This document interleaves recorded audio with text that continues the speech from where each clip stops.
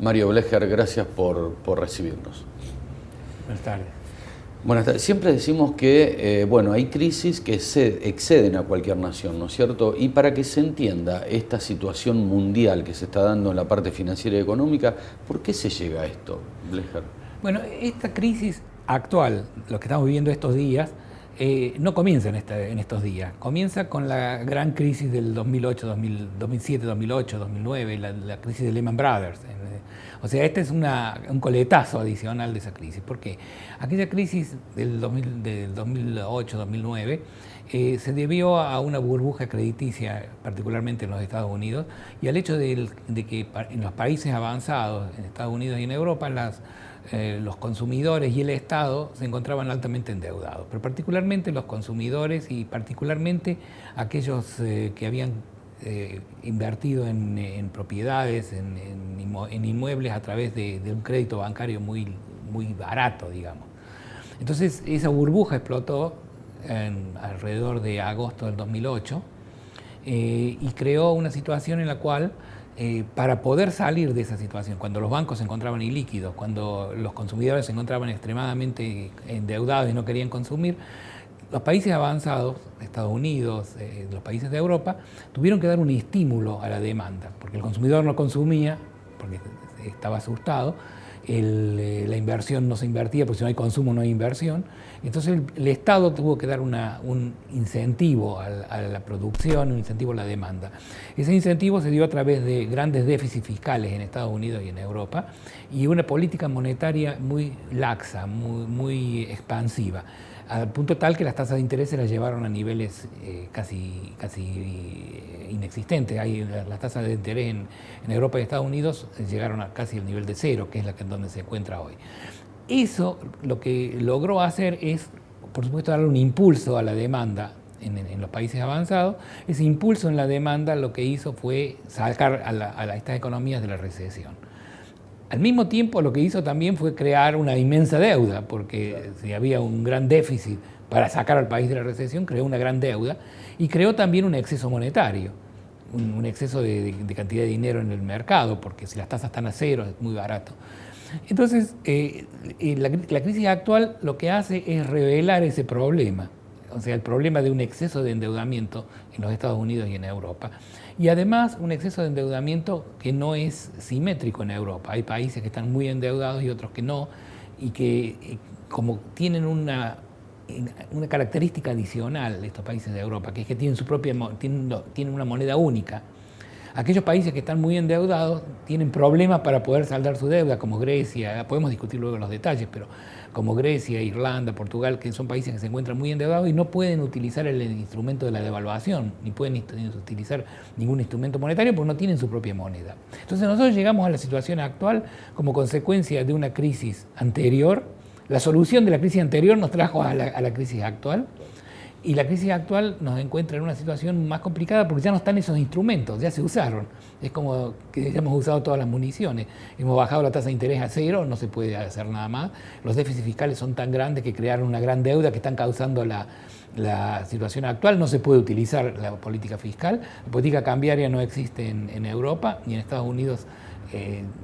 Seguir devaluando el dólar sería muy complicado, que es lo que están tratando de hacer, pero es muy complicado. De forma que estamos en una situación muy difícil porque se plantea como solución a la crisis anterior, nos crea una nueva crisis y no tenemos los instrumentos para tratarla. En esto, ¿qué papel juega el euro? Claro. O sea, algunos dicen que no conviene más estar atado al euro, otros que sí. ¿Cuál es el punto? Vamos a hacer una distinción. Primero, cuál es el rol y luego por qué se crea esta situación. El rol del euro ha sido crucial en crear esta situación financiera precaria en este momento, en el sentido de que una moneda única implica una tasa de interés única, implica una tasa de cambio única, ¿no es cierto? Y no para todos los países, no para España y Portugal y Grecia, digamos, Italia, la tasa de cambio que ellos necesitan no es la misma que necesita Alemania o que necesita Finlandia o que necesita los países nórdicos en Europa. No es lo mismo porque la situación económica no es la misma. Entonces, la inflación ha sido más alta en los países del sur que en los países del norte, necesitarían una tasa más devaluada.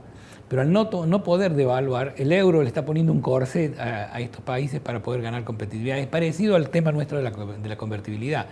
Nosotros estábamos pegados al dólar, era como si tendríamos una moneda única con los Estados Unidos. Lo vivió directamente. Claro, ¿sí? eso lo vimos directamente porque, bueno, yo estuve a la salida de la convertibilidad, pero en la convertibilidad era como si hubiéramos tenido una moneda única con los Estados Unidos y obviamente no teníamos la misma economía que Estados Unidos. Entonces, la presencia del euro está creando tensiones mucho más difíciles porque aun cuando se resuelva el problema de la deuda en Europa, va a faltar todavía resolver el problema de la competitividad.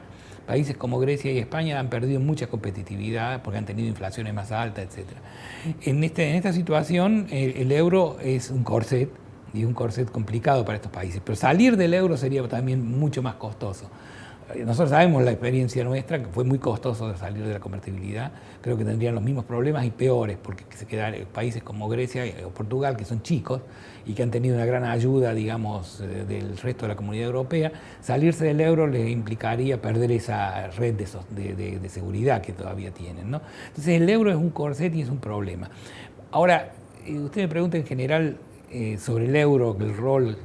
El euro es un proyecto político, no es un proyecto económico. Como proyecto económico no sirve, por lo que le acabo de explicar, claro.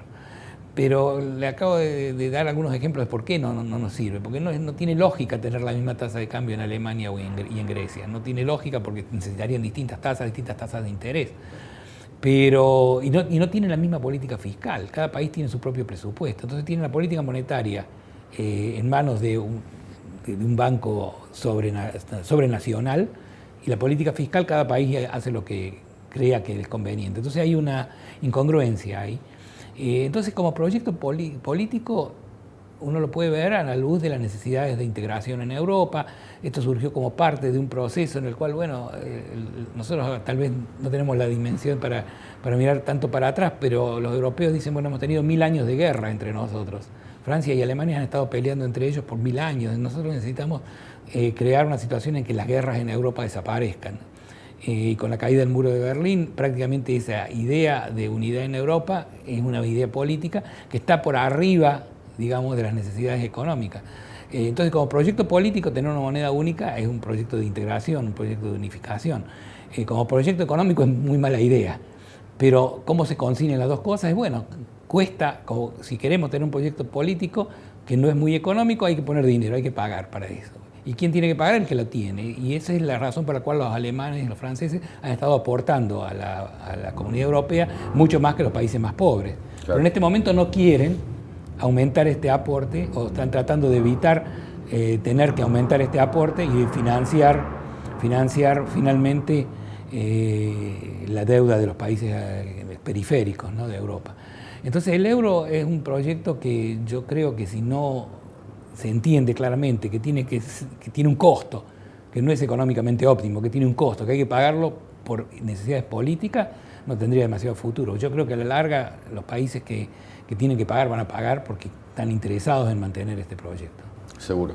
¿Quién hubiese pensado, no, hace un tiempo en mercados emergentes como China e India, ¿no? Claro, los mercados emergentes salieron de la crisis anterior, de la primera que yo mencionaba. De la primera, claro. Bastante bien, o sea, tuvieron una caída temporaria y corta en su producto, pero salieron rápidamente. Y hoy en día, antes del comienzo de esta segunda fase de la crisis, venían creciendo 3 veces más que los países avanzados. 3 veces más. O sea, y hasta el día de hoy, a pesar de esta digamos, volatilidad en los mercados, de esta mini crisis, porque todavía no estamos en crisis, lo que estamos es realmente en tensión e incertidumbre. Todavía no hay un default, todavía no han caído los bancos, o sea, eso todavía es evitable, ¿no? Pero antes de esta tensión en los mercados, se proyecta para el año que viene un crecimiento de 2,5% para los países avanzados y 6,5%, 7% para los países emergentes, también 3 veces más.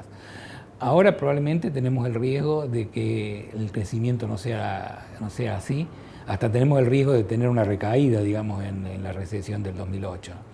Y eso se ve más que en Europa, en Estados Unidos, donde los números nos están mostrando un crecimiento muy magro, muy mediocre, y los números de hoy, digamos que vemos hoy, muestran casi un estancamiento en el consumo en Estados Unidos. El consumo es el 70% de la demanda. O sea, si el consumo se para en Estados Unidos, la economía no crece. Y lo que vemos es que, por ejemplo, las ventas minoristas del mes de agosto crecieron 0%, o sea, están estancadas. No están cayendo, pero están estancadas. Está a un paso de que empezar a caer. Si empiezan a caer, tenemos una recesión, lo cual estamos en problemas. Y pensando globalmente, ¿no? Con esto de la globalización que nos lleva a todos a pensar no en una sola nación, en un solo país, sino ¿esto nos puede afectar a Sudamérica, a países sudamericanos, digo, todo esto? Mire, los países sudamericanos, bueno, son un subset de los países emergentes, digamos. O sea, estamos en mejores condiciones de lo que tuvimos en otras oportunidades para resistir una crisis, pero no estamos aislados del mundo, nadie está aislado del mundo. Ni la Argentina ni Latinoamérica está aislado del mundo, al contrario, estamos muy conectados a través del comercio, por ejemplo, y a través de la finanza. En términos del comercio, la crisis del 2008 conllevó una caída muy fuerte de las cantidades comercializadas, muy fuerte. El comercio internacional se contrajo en forma muy aguda durante 2 trimestres, o sea, durante 6 meses. Luego se revirtió. Si volvemos a tener un efecto como ese, vamos a tener un impacto serio. Si la situación es como es hoy y hay, digamos, algunas tensiones financieras mayores, algunos bancos necesitan ser salvados o recapitalizados por el Estado, hay un default en Europa, pero no llega a una recesión de magnitud. Creo que nosotros en Latinoamérica estamos muy bien preparados para evitar el contagio, para evitar, digamos, los efectos negativos de ninguna manera. Pero igualmente creo que es para estar atento, porque esto puede llevar a cualquier resultado. En este momento hay una gran incertidumbre y en general cuando hay incertidumbre los inversores internacionales tratan de evitar el riesgo. Temerosos. Son temerosos, tratan de evitar el riesgo y los países emergentes son considerados, creo que injustamente, pero todavía los mercados consideran a los países emergentes más dinámicos pero también más riesgosos. Entonces si hay un pánico internacional van a sufrir más que otros. Pero yo pienso de que a la larga el futuro está en los países emergentes, el futuro del crecimiento mundial. Tener, Blecher, un sistema bancario fuerte como el nuestro, ¿ayuda a soportar esta crisis? Sí, nosotros en ese sentido estamos en una buena situación porque el sistema bancario argentino es sólido, está muy bien capitalizado, es líquido. Digamos, está en una posición que le permite resistir cualquier shock, ¿no? Cualquier shock externo sobre todo. El problema en el sistema bancario en Argentina es de que todavía como consecuencia de la crisis, consecuencia de nuestra historia, no es muy profundo. ¿Qué quiere decir eso? Que el volumen de crédito sobre el producto, la cantidad de crédito que el sistema bancario produce es relativamente bajo comparado con otros países con nuestro nivel de ingreso. Tendríamos que tener un nivel más alto, pero para tener un nivel más alto requiere tiempo porque salimos de una crisis. Y la memoria en el sistema financiero es más importante que en otros lugares. Si a usted lo estafa un vendedor de autos, lo mismo va a comprar un auto, pero si a usted le congelaron los depósitos y se los especificaron y lo que sea, le va a llevar más tiempo para volver al sistema bancario, ¿no es cierto? Es más sensitivo que otros mercados. Entonces está creciendo de a poco. Pero en cuanto a la solidez y a la robustez del sistema, estamos muy bien y creo que en ese sentido sí ayuda para pasar estas tensiones en una forma mucho más distendida. Gracias, Mario Blecher. Gracias a usted.